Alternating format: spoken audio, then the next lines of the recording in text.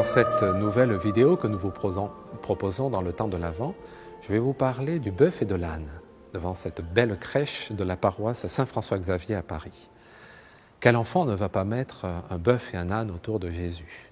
Et pourtant, ils n'apparaissent pas dans les évangiles. Alors pourquoi les mettons-nous?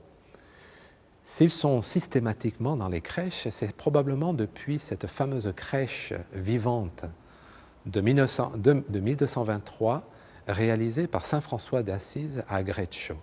Il avait voulu un bœuf et un âne. Alors, on ne va pas s'étonner parce qu'on est dans les tables de Bethléem, donc il y a des animaux. On peut se dire, par leur haleine, ils vont réchauffer l'enfant Jésus, c'est vrai. Mais d'où viennent-ils? Dans une très belle méditation, celui qui allait devenir le pape Benoît XVI, c'est-à-dire Joseph Ratzinger, indiquait un verset qui se trouve au début du livre du prophète Isaïe et qui dit « Le bœuf connaît son propriétaire et l'âne la crèche de son maître. Mais Israël ne la connaît pas, mon peuple ne comprend pas. » Le bœuf connaît et l'âne connaît la crèche de son maître. Ce sont des animaux. Les animaux n'ont pas d'intelligence.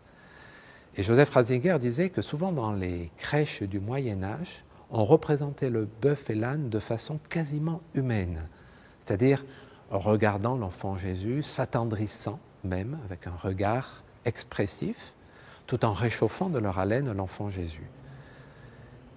Et donc, il disait, ce sont des signes du peuple de Dieu qui est sans intelligence, sans l'intelligence du mystère divin révélé par l'incarnation du Fils de Dieu, mais qui parvient précisément à cette intelligence, à cette foi, précisément cette foi du mystère divin avec le Fils de Dieu.